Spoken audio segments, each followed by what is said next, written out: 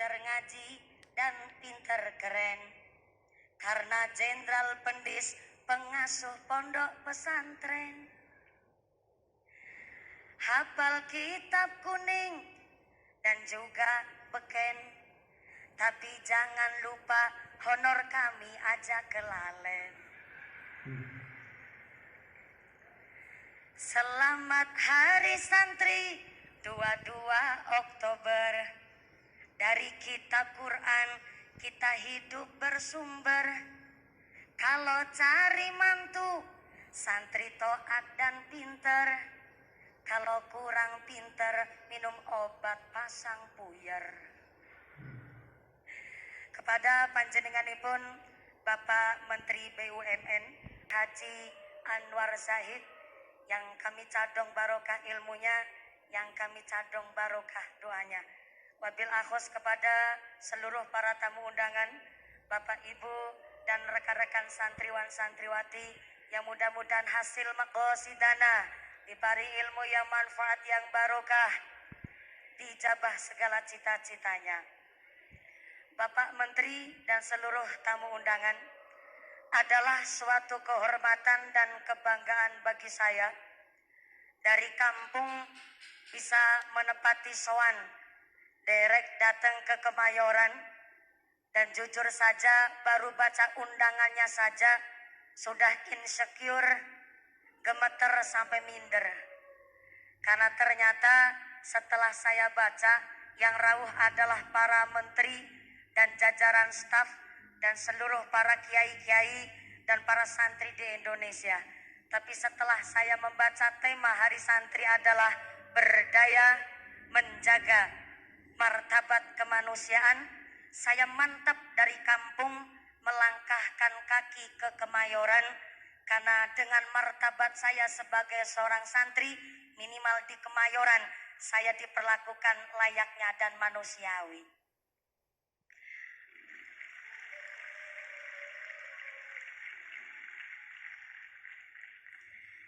Jikalau martabat seorang manusia dihargai, menurut kami para santri bahwa ternyata yang namanya harganya diri terletak pada adabnya. Harganya jidat pada ilmunya. Harganya bibir karena ada zikirnya. Harganya hati karena ada imannya. Maka jikalau manusia dihargai sebab badannya, ternyata mohon maaf, yang namanya hewan juga punya harga. Sapi contohnya, semakin gemuk badannya maka semakin mahal harganya. Berarti harga seekor sapi terletak di dagingnya, karena semakin gemuk badannya maka semakin mahal harganya. Tapi ada hewan gak punya daging, tapi harganya bisa lebih mahal ketimbang harganya sapi. Burung perkutut contohnya. Burung perkutut gak punya daging, tapi harga seekor burung perkutut bisa lebih mahal ketimbang harganya sapi. Berarti harga seekor burung perkutut tidak terletak di dagingnya, tapi terletak di suaranya. Lalu pertanyaannya, di manakah letak harganya manusia? Apakah dari dagingnya? Kalau harga manusia dari dagingnya, maka maaf, silakan Anda bersaing sama sapi. Maka dari sini, entah yang gemuk, entah yang kurus, jangan berpikir saya sedang body shaming. Entah gemuk, entah kurus, yang rambutnya ikal, yang rambutnya lurus, yang punya banyak duit, yang punya banyak fulus, bahkan ternyata yang kulitnya hitam, yang kulitnya putih mulus. Ternyata Kanjeng Nabi mengangkat harkat martabat kita dengan tulus. Innallaha la yanzuru ila suwarikum wa amwalikum walakin yanzuru ila qulubikum wa a'malikum. Ternyata Allah Subhanahu wa taala menilai manusia bukan dari harga derajat pangkatnya, bukan dari harga bentuk rupanya, bukan dari harga harta bendanya, tapi Allah melihat manusia dari martabat hati nurani dan amal ibadahnya kepada Allah Subhanahu wa taala. Maka hari ini Romo Kiai Haji Anwar Syahid diundang karena ilmunya. Gus Asmi hari ini beserta Syubhanul Muslimin diundang karena santri pandai baca sholawatnya. Jujur saja, saya sampai detik hari ini masih bingung diundang oleh Pak Menteri Agama karena apanya. Maka mohon maaf, untung saja undangan Bapak Menteri Agama tidak ada persyaratan bahwa tamu undangan di hari santri harus berwajah cantik dan ganteng. Undangannya bahwa tamu undangan harus berwajah cantik dan ganteng, bersiul. Betul mengangkat harkat martabat seorang manusia dengan cara menjaga mental psikisnya, berarti dikembalikan kembali kepada setiap manusianya. Kalau pemerintah saja sangat memperhatikan martabat manusia, berarti kembali lagi ke perempuannya, betul-betul harus menjaga marwahnya untuk tidak mancing-mancing birahi yang ada. Mohon maaf, kalau memang perempuan ingin dihormati, berarti dari segi berpakaian pun harus dengan secara sopan. Mohon maaf, kalau sampai seorang perempuan cara berpakaiannya saja kurangan bahan, maka kalah sama buah-buah di pasar. Sekarang buah di pasar, Mbak, pada pakai baju semua.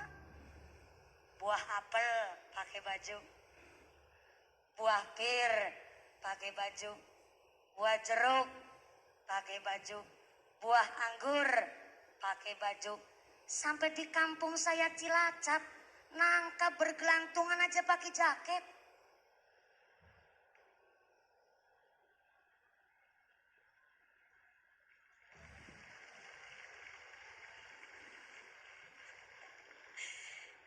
Ibu Menteri Agama, Ibu Emma, di Cilacap, nangka bergelantung di pohon saja pakai jaketan.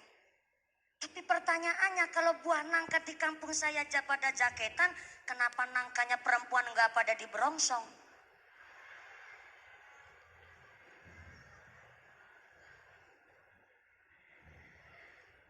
Maka hari ini kita sebagai seorang santri harusnya bangga. Karena kita di pondok pesantren, Masya Allah, betul-betul menjaga marwah seorang perempuan. Bagaimana santri putra harus betul-betul dipisah dengan santri putri. Inilah kenapa namanya santri di pondok pesantren dipundasari dengan ilmu yang manfaat, ilmu yang barokah. Karena harus punya pondasi yang kuat dan harus punya dasar. Supaya apa? Tidak tergerus oleh degradasi moral. Karena maaf, kalau santri nggak punya dasar, santri nggak punya pondasi, maka jadinya santri toge. Mbak, Mbak, oi, Mbak, ada santri namanya santri toge. Apa sih namanya toge? Sifatnya toge, nggak tahu duduk perkaranya, nggak ngerti kentang kimpulnya, asal ngikut baik. Ada bakso, toge ngikut. Ada bakwan, toge ngikut. Ada soto, toge ngikut. Sampai-sampai ada tahu isi alias berontak, ngikut baik. Yang namanya toge. Dan ternyata yang namanya toge nggak tahu duduk perkaranya, asal ngikut baik. Itu yang namanya toge. Namanya santri harus punya dasar, santri harus punya pondasi. Maka ngendikanipun Sultanul Aulia Syekhona Abdul Qadir Al-Jailani mengatakan di dalam kitab manakibnya, geniku kitab Nurul Burhaniyah, bahwa namanya santri irsyadun nas. Santri adalah pemimpin di hari depan. Maka karena santri akan memimpin di hari depan, maka santri harus punya 3 ilmu landasan. Yang pertama, kata Syekh Abdul Qadir Al-Jailani, santri harus punya ilmu ulama, yaitu ilmunya para ulama. Apa saja? nahwu sorof, tasawuf, fikih, tafsir, dan lain sebagainya. Yang kedua, yang namanya santri harus punya ilmu siyasatul mulki. Saya ulang, siyasatul mulki. Harus punya ilmu siasah, harus tahu dasar pondasi negara, harus tahu ilmu berpolitik, harus balance antara ilmu ulama dan harus tahu ilmu pendasaran yang namanya suatu negara.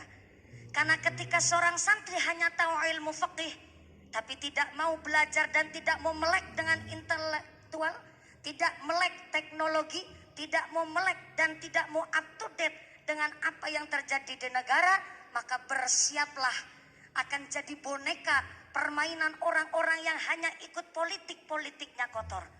Dan sebaliknya, kalau hanya seorang santri taunya ilmu politik tanpa didasari ilmu fikih, maka bersiaplah akan memunculkan gerandong-gerandong di masa depan. Apa itu gerandong-gerandong di masa depan? Seorang berpolitik tanpa tahu dasar hukumnya, maka apa baik doyan. Maaf, di Inggris ternyata sedang terjadi krisis ekonomi.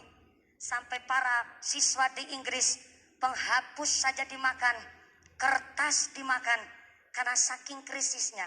Di Indonesia tidak ada krisis moneter, tapi ternyata ada orang yang berpolitik tapi tidak tahu dasar hukumnya, maka ternyata terciptalah gerandong-gerandong, aspal diuntal, semen diuntut, sampai-sampai wesi dilek, sampai serandal bedoyan.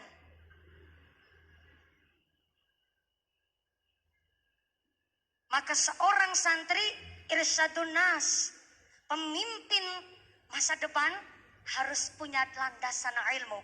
Yang pertama, ilmu ulama, ilmu fikih, tasawuf, tafsir, hadis dan lain sebagainya.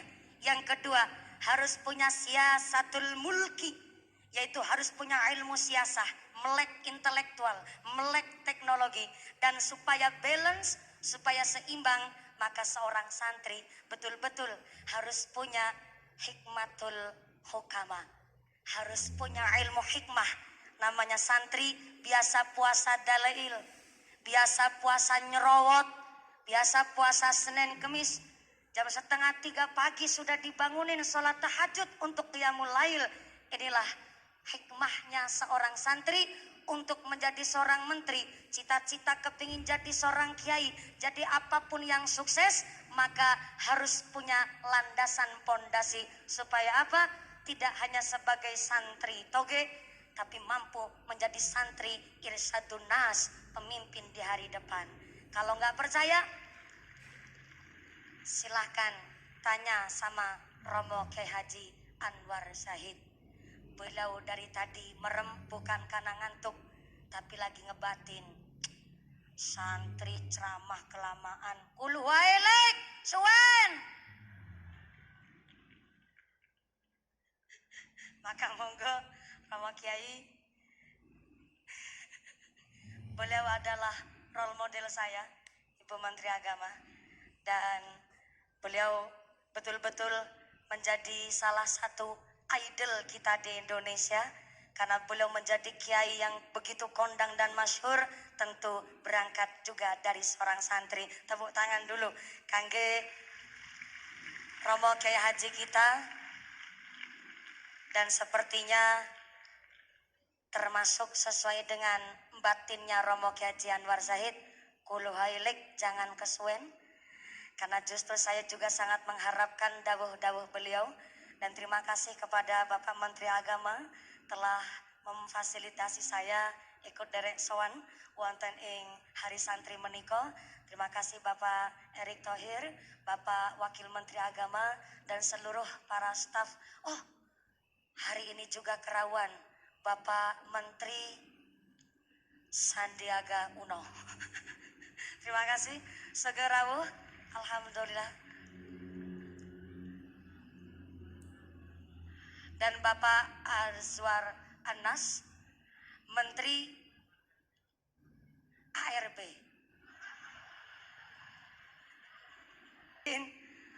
Ya, siap-siap.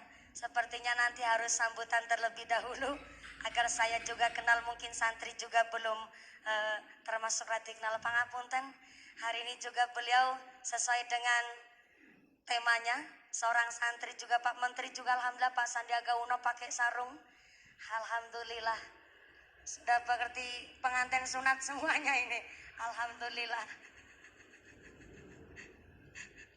Mohon izin. Semoga dan alhamdulillah, terima kasih atas segala perhatian dan mohon maaf atas segala kekurangan. Selamat Hari Santri dan mudah-mudahan santri sesuai dengan tema hari ini berdaya menjaga martabat kemanusiaan dan kita semua hasil maqasidana ulul ilmu menjadi santri yang manfaat dan santri yang berguna bagi agama, nusa dan bangsa. Terima kasih. Usikum wa nafsi bitaqwallah. Wassalamualaikum warahmatullahi wabarakatuh. Waalaikumsalam.